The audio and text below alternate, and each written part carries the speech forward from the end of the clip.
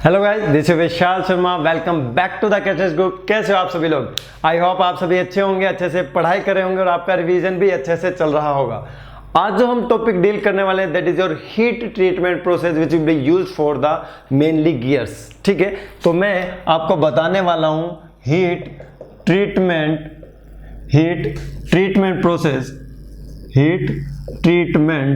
Process. नाम से बताइए इसका फंक्शन क्या होगा। With the help of heat किसी का ट्रीटमेंट करना, विद द हेल्प, नाम से ही पकड़ना है। जैसा कि मैंने आपको प्रोडक्शन में सिखाया, नाम से बताना। With the help of heat क्या करना? ट्रीटमेंट करना। किसका? वर्क पीसेस का। किसका ट्रीटमेंट करना? वर्क पीसेस का। मतलब वर्क पीसेस की इंटरनल स्ट्रेसेस को रिलीव करना with the help of heat treatment process. लेकिन हम जो हमारा यहाँ पर फोकस रखेंगे that is for the gears, कि गियर्स के लिए जो हीट ट्रीटमेंट प्रोसेस यूज में लिए जाते हैं वो कौन कौन से होते हैं। ठीक है, गियर के लिए हीट ट्रीटमेंट प्रोसेस क्यों यूज में लिए जाते हैं? क्योंकि during the manufacturing of the gears उसके अंदर कुछ इंटरनल स्ट्रेसेस डेवलप हो सकती है। उसकी ग्रेन स्ट्रक्चर को अगर हमें रिफाइनमेंट करना हो, उसकी एक्सटर्नल जो सरफेस है, उसकी जो एक्सटर्नल सरफेस है उसकी हार्डनिंग इंक्रीज करनी हो, उसकी हमें क्या करना हो? वियर रेजिस्टेंट बनाना हो। ठीक है, उसके लिए हम यूज में लेते हैं हीट ट्रीटमेंट प्रोसेस। बहुत ही ईजी चीज़ है, इसमें आपको ज़्यादा कुछ दिमाग लगाने की जरूरत नहीं है। इस हीट ट्रीटमेंट प्रोसेस में भी जो प्रोसेस का नाम होगा उसी से रिलेटेड हम वो प्रोसेस करेंगे, उसी से रिलेटेड हम क्या करेंगे? प्रोसेस करेंगे। बिल्कुल सही है, कोई प्रॉब्लम इसमें आपको नहीं आने वाली है। बस आपको ध्यान से सुनना है कि उस प्रोसेस में हम क्या मेथड यूज में लेने वाले हैं, उस प्रोसेस में हम क्या मेथड यूज में लेने वाले हैं। अब मैं आपसे सबसे पहले बात करने वाला हूं कार्बोराइजिंग की। किसकी बात करने वाला हूं? कार्बोराइजिंग की। ठीक है, तो देखिए कार्बोराइजिंग में क्या होता है। देखिए, सबसे पहला जो हीट ट्रीटमेंट प्रोसेस है that is carburizing. It is carburising.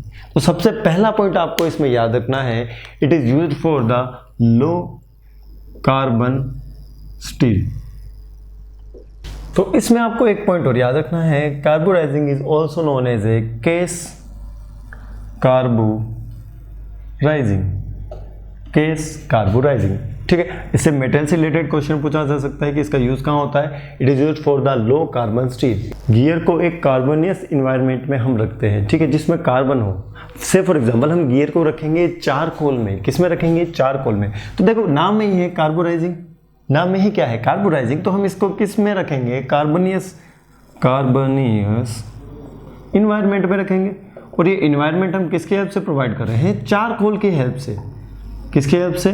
Charcoal की हेल्प से हम क्या करेंगे? एक कार्बन इन्वायरमेंट प्रोड्यूस करेंगे और उस कार्बन इन्वायरमेंट में हम रखेंगे गियर को। किसको रखेंगे? गियर को रखेंगे। और गियर को हम रखेंगे और उसके बाद हम उसका टेम्परेचर इंक्रीज करेंगे। क्या इंक्रीज करेंगे? टेम्परेचर। ध्यान रखना, ये जो इन्वायरमेंट है ये सील्ड पैक इन्वायरमेंट है, आपकी एटमॉस्फेरिक एयर कॉन्टैक्ट में नहीं आनी चाहिए। ठीक है, इस सील्ड पैक इन्वायरमेंट का हम टेम्परेचर क्या करेंगे? इंक्रीज करेंगे फर्नेस में। फर्नेस में हम क्या करेंगे? इसका टेम्परेचर इंक्रीज करेंगे। तो टेम्परेचर इंक्रीज करने से क्या होगा? इन्वायरमेंट का भी टेम्परेचर इंक्रीज होगा, आपके वर्कपीस का भी टेम्परेचर इंक्रीज होगा। तो चारकोल से जो कार्बन है वो आपकी वर्कपीस की सरफेस पर जाएगा। चारकोल से जो आपका कार्बन है वो वर्कपीस की सरफेस पे जाएगा। ठीक है, कैसे जाएगा? चारकोल का जो कार्बन होगा वो कार्बन मोनोऑक्साइड में कन्वर्ट हो जाएगा और कार्बन मोनोऑक्साइड में कन्वर्ट होने के बाद वो वर्कपीस की सरफेस से कांटेक्ट में आएगा और उस वर्कपीस की सरफेस पर, आपके गियर की सरफेस पर कार्बन डिपॉजिट हो जाएगा और ऑक्सीजन रिलीज हो जाएगी। और ऑक्सीजन वापस जाके क्या करेगी? कार्बन को लेगी, कार्बन मोनोऑक्साइड बनाएगी और वापस आपकी वर्कपीस की सरफेस पर आएगी और कार्बन मोनोऑक्साइड क्या करेगा? कार्बन को आपकी सरफेस पर डिपॉजिट कर देगा और ऑक्सीजन वापस चली जाएगी। तो ये प्रोसेस ऐसे होता रहेगा, तो इसमें आपको ध्यान रखना है कि चारकोल में क्या होगा? Carbon will be converted into the carbon monoxide with the help of the oxygen and this carbon monoxide will come in contact with the surface of the workpiece. और उसके बाद क्या होगा? कार्बन होगा वो सरफेस पर डिपॉजिट हो जाएगा और ऑक्सीजन रह जाएगा अकेला, वो वापस चला जाएगा आपके चारकोल में। हमें कितने टाइम तक रखना है?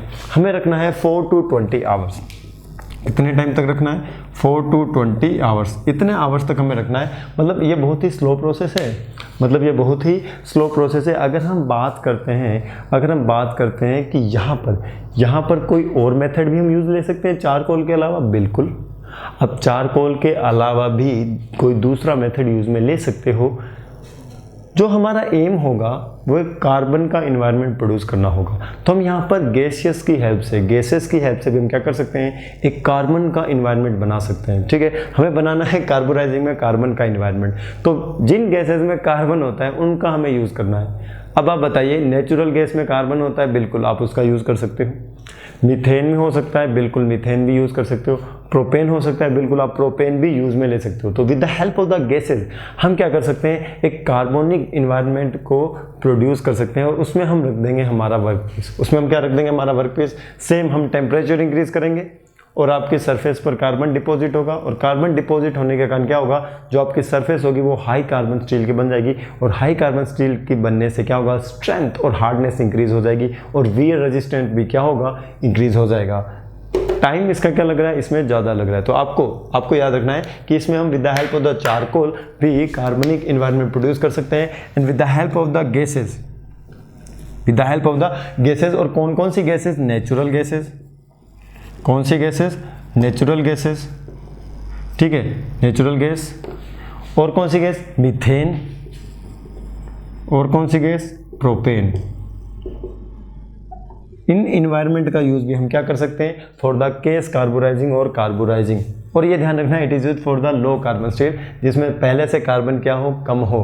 पहले से कार्बन क्या हो, कम हो। अब मैं आता हूँ नाइट्राइडिंग पर। अब आप मुझे खुद बताएंगे, नाइट्राइडिंग वर्ड किसका सिमिलर वर्ड है, बताइए। नाइट्राइडिंग वर्ड किसका सिमिलर है, बिल्कुल नाइट्रोजन, बिल्कुल नाइट्रोजन। ठीक है, जो नेक्स्ट प्रोसेस है दैट इज योर नाइट्राइडिंग, बिल्कुल सिंपल हीट ट्रीटमेंट प्रोसेस है। इसमें ज़्यादा कुछ डीपली कोई थ्योरी नहीं है इसकी। ठीक है, आपको देखना है कि हम इसमें कौन सा इन्वायरमेंट प्रोड्यूस करेंगे, हम इसमें प्रोड्यूस करेंगे नाइट्रोजन। हम इसमें क्या प्रोड्यूस करेंगे, नाइट्रोजन का इन्वायरमेंट प्रोड्यूस करेंगे। ठीक है, हमें जो इन्वायरमेंट चाहिए यहाँ पर, हमें चाहिए नाइट्रोजन का इन्वायरमेंट। किसका, नाम में ही है नाइट्रोजन का इन्वायरमेंट। बिल्कुल, नाइट्रोजन का इन्वायरमेंट हम क्यों प्रोड्यूस कर रहे हैं, क्योंकि हमें बनाना है नाइट्राइड। क्या बनाना है, नाइट्राइड बनाना है। ठीक है, और ये हम किसकी हेल्प से बनाएंगे, ये हम बनाएंगे अमोनिया की हेल्प से। किसकी हेल्प से, ammonia. With the help of the ammonia gas हम नाइट्रोजन का यूज़ करेंगे, और नाइट्रोजन का यूज़ करके हम नाइट्राइडिंग प्रोसेस करेंगे। क्या करेंगे, नाइट्राइडिंग प्रोसेस। इसमें भी हम टेम्परेचर इंक्रीज करते हैं up to 500 to 575 degree Celsius. हम इसमें जो टेम्परेचर इंक्रीज करेंगे that will be 500 to 575 degree centigrade और सेल्सियस। ठीक है, 500 to 575 डिग्री सेल्सियस। इसमें हम क्या करते हैं, कितने टाइम तक रखेंगे, 8 to 40 आवर्स। 8 to 40 आवर्स, 8 से लेकर 40 घंटे तक। 8 से लेकर 40 घंटे तक हम क्या रखेंगे, आपके वर्कपीस को अमोनिया में रखेंगे। किस में रखेंगे, अमोनिया में। टेम्परेचर हम इंक्रीज करेंगे। क्या इंक्रीज करेंगे, टेम्परेचर।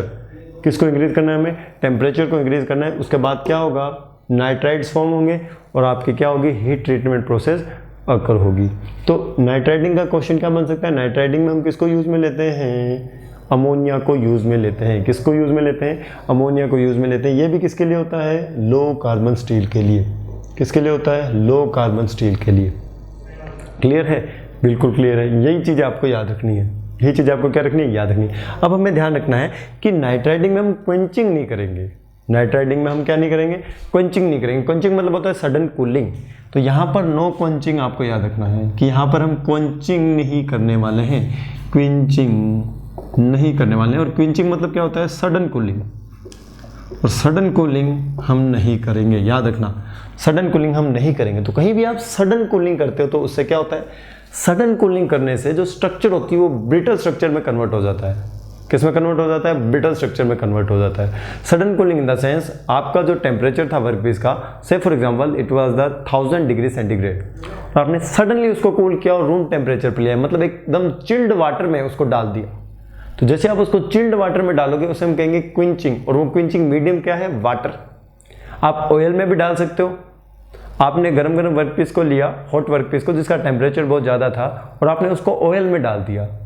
ऑयल में डालने से उसका क्या होगा, सडन कूलिंग।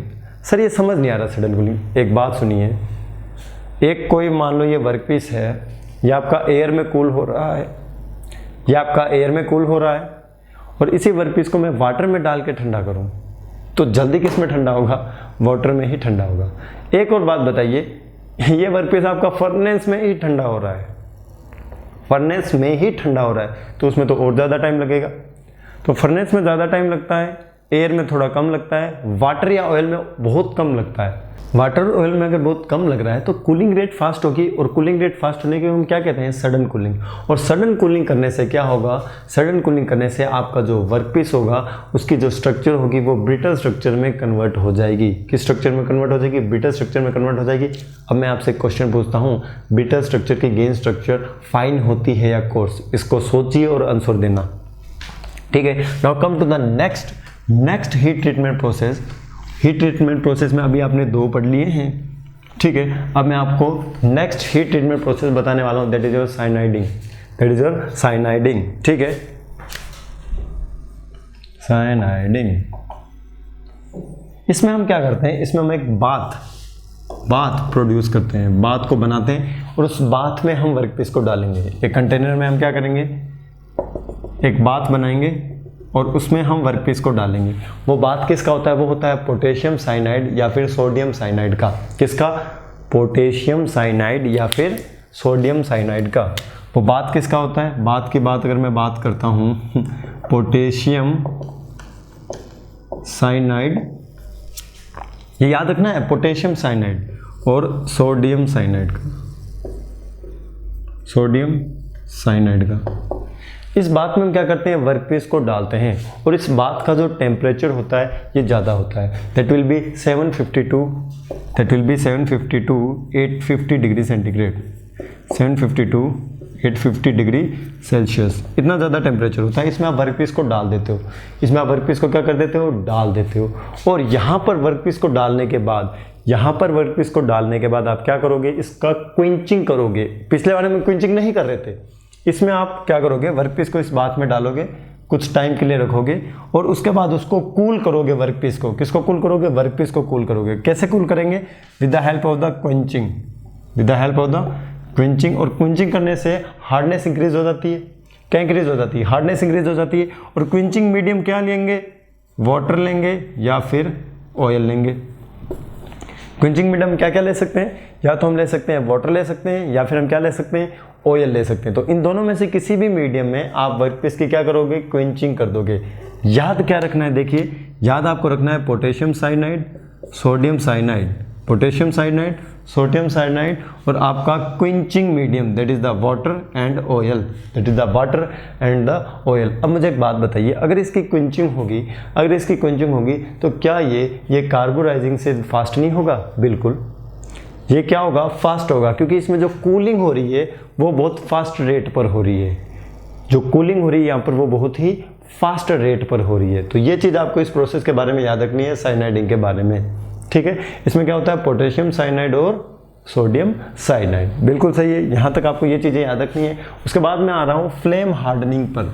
तो फ्लेम, आपके मन में नाम आ गया होगा, सर फ्लेम तो हम वेल्डिंग में प्रोड्यूस करते हैं। बिल्कुल, वो वेल्डिंग वाली फ्लेम ही है जो मैं आपको प्रोसेस बताने वाला हूँ, that is the flame hardening, that is the flame hardening. ये वो फ्लेम हार्डनिंग ही है जो आप गैस में फ्लेम यूज में लेते हो। हाँ, उसी फ्लेम से आप क्या करोगे, हीट ट्रीटमेंट प्रोसेस करोगे। और ये यूज़ कहाँ होता है, ये यूज़ होता है आपके हाई कार्बन स्टील के गियर्स के लिए। किसके लिए, हाई कार्बन स्टील के वर्कपीसेस के लिए ये यूज़ में होता है फ्लेम हार्डनिंग। ये वही फ्लेम है जो आपकी ऑक्सी एसिटिलीन गैस में प्रोड्यूस होती है। ऑक्सी एसिटिलीन गैस में क्या होती है, प्रोड्यूस होती है। इसमें फ्लेम के साथ साथ हम क्या करेंगे, पहले तो वर्कपीस की सरफेस को गर्म करेंगे, उसका टेम्परेचर इंक्रीज करेंगे with the help of the flame. उसके बाद हम उस पर वाटर का स्प्रे करेंगे। वाटर का क्या करेंगे, स्प्रे करेंगे, जिससे उसकी क्या होगी, रैपिड कूलिंग। तो हम यहाँ पर क्या कर रहे हैं, गैस फ्लेम का यूज़ कर रहे हैं। क्या यूज़ कर रहे हैं, गैस फ्लेम का यूज़ कर रहे हैं in order to increase the temperature of the workpiece so that their internal structure will be modified. और उसके बाद हम क्या करेंगे, उसके बाद हम वाटर स्प्रे करेंगे। क्या करेंगे, वाटर स्प्रे। तो वाटर स्प्रे करने से क्या होगा, वाटर स्प्रे करने से उसकी होगी सडन कूलिंग, अभी तो बताया था। और सडन कूलिंग होने से हार्डनेस क्या हो जाती है, इंक्रीज। सडन कूलिंग होने से हार्डनेस क्या हो जाती है, इंक्रीज हो जाती है। This is about the flame hardening. Gas flame हम यूज़ में लेते हैं, बस इतना याद रखना है आपको। अब मैं आ रहा हूँ इंडक्शन पर। किस पर? इंडक्शन। तो इंडक्शन हार्डनिंग में क्या होता है, देखिए जो नेक्स्ट है आपका that is your induction hardening. नाम से ही इंडक्शन का यूज़ करेंगे। किसका यूज़ करेंगे? इंडक्शन। और कौन सा इंडक्शन है ये? Electromagnetic induction. कौन सा इंडक्शन है? इलेक्ट्रोमैग्नेटिक इंडक्शन है, ठीक है। H for hardening, H for HCS। ये हाई कार्बन स्टील के लिए यूज़ में लिया जाता है। किसके लिए? हाई कार्बन स्टील के लिए इसको हम यूज़ में लेते हैं, ठीक है। यहाँ पर जो ये इंडक्शन है, ये कौन सा इंडक्शन है? यहाँ पर पॉइंट आपको याद रखना है, electromagnetic induction. Electromagnetic induction. Electromagnetic induction से क्या होगा? आपके वर्कपीस का टेम्परेचर इंक्रीज होगा। क्या होगा? वर्कपीस का टेम्परेचर इंक्रीज होगा। और यहाँ पर बहुत ज़्यादा फ्रीक्वेंसी है, यहाँ पर 10 किलोहर्ट्ज़ टू 2 मेगाहर्ट्ज़ फ्रीक्वेंसी है। इस इलेक्ट्रोमैग्नेटिक इंडक्शन की जो फ्रीक्वेंसी है वो बहुत ज़्यादा ही है, 10 किलोहर्ट्ज़ टू 2 मेगाहर्ट्ज़। इतनी ज़्यादा फ्रीक्वेंसी होने के कारण टेम्परेचर बहुत ज़्यादा इंक्रीज़ होगा। और टेम्परेचर बहुत ज़्यादा इंक्रीज़ होगा तो उसके बाद हमें उसे ठंडा करना है। तो ठंडा करने के लिए हम क्या यूज़ में लेंगे? Water spray. ठंडा करने के लिए हम क्या यूज़ में लेंगे? Water spray. ठंडा करने के लिए हम कहाँ यूज़ में लेंगे? वाटर स्प्रे हम यूज़ में लेने वाले हैं। किसको यूज़ में लेने वाले हैं? वाटर स्प्रे को। यहाँ भी क्या हो रही है? Sudden cooling with the help of the quenching. और क्विंचिंग मीडियम क्या है? Water spray. क्विंचिंग मीडियम क्या है? Water spray. और सडन कूलिंग होने के कारण, जल्दी से कूलिंग होने के कारण क्या होगा? जो आपका सरफेस होगा वो बहुत ही ज़्यादा वियर रेजिस्टेंट होगा। जो आपका सरफेस होगा वो क्या होगा? बहुत ही ज़्यादा वियर रेजिस्टेंट होगा। तो आपको आपके हीट ट्रीटमेंट प्रोसेस में क्या क्या याद रखना है? आपको याद रखना है कि वो किस मीडियम से हो रहा है, किसकी हेल्प से हो रहा है, उसमें हम स्प्रे वाला सिस्टम यूज़ में ले रहे हैं या नहीं है, मतलब उसमें हम क्विंचिंग मीडियम यूज़ में ले रहे हैं या नहीं ले रहे। आपको टाइम भी याद रखना पड़ेगा कि कितने टाइम तक हम उसको रखते हैं। आपको यहाँ पर क्या याद रखना पड़ेगा? टाइम भी। बाकी क्या है कि जो हीट ट्रीटमेंट प्रोसेस है इसका आप नाम देख के ही आंसर लगा दोगे। जैसे नाइट्राइडिंग में नाइट्रोजन था, नाइट्राइडिंग में क्या था? नाइट्रोजन था। और नाइट्रोजन से क्या हम कर रहे थे? नाइट्राइड प्रोड्यूस कर रहे थे विदाउट क्विंचिंग। और ये नाइट्रोजन आ कहाँ से रहा था? अमोनिया से। कहाँ से आ रहा था? अमोनिया से। तो वहाँ आप टिक कर सकते हो। इंडक्शन हार्डनिंग में क्या होगा? सर इलेक्ट्रोमैग्नेटिक इंडक्शन होगा और इसकी बहुत ज़्यादा फ्रीक्वेंसी होगी। और यहाँ वाटर स्प्रे होगा और वाटर स्प्रे होने से सडन कूलिंग होगी। और सडन कूलिंग होने से क्या होगा? सडन कूलिंग होने से जो आपकी सरफेस होगी वो क्या हो जाएगी? हार्ड हो जाएगी। और वो क्या हो जाएगी? वियर रेजिस्टेंट हो जाएगी। क्या हो जाएगी? Wear resistant. अब मैं बात करता हूँ कार्बोराइजिंग की, तो उसमें हम क्या यूज़ में ले रहे थे? कार्बन मीडियम ही तो यूज़ में ले रहे थे। केस कार्बोराइजिंग में हम क्या कर रहे थे? कार्बन मीडियम यूज़ में ले रहे थे with the help of the charcoal. और चारकोल में क्या हो रहा था? जैसे ही हम टेम्परेचर इंक्रीज कर रहे थे तो चारकोल का कार्बन और ऑक्सीजन बन के क्या बना रहे थे? मिलके क्या बना रहे थे? Carbon monoxide. और वो कार्बन मोनोऑक्साइड आपका कहाँ जा रहा था? सरफेस पर जा रहा था। और जैसे ही वो कार्बन मोनोऑक्साइड सरफेस पर जाएगा, आपका जो कार्बन है वो उसकी सरफेस पर डिपॉजिट हो जाएगा और ऑक्सीजन वापस आ जाएगा। फिर वापस कार्बन उसकी सरफेस पर जाएगा। तो वो तो था चारकोल। क्या हम गैसियस मीडियम भी यूज़ कर सकते हैं? बिल्कुल यूज़ कर सकते हो। आप नेचुरल गैस यूज़ में ले सकते हो, उसमें भी कार्बन होता है, ठीक है। आप क्या यूज़ में ले सकते हो? मीथेन यूज़ में ले सकते हो, उसमें भी कार्बन हो सकता है। आप प्रोपेन यूज़ में ले सकते हो, उसमें भी जो कार्बन होता है हम उसका यूज़ कर सकते हैं। तो आप नेचुरल गैस भी यूज़ में ले सकते हो। किसको यूज़ में ले सकते हो? नेचुरल गैस को भी यूज़ में ले सकते हो, ठीक है। ये चीज़ें आपको हीट ट्रीटमेंट प्रोसेस में क्या रखनी है? याद रखनी है। फिर मिलेंगे नेक्स्ट क्लास में। Bye bye, take care.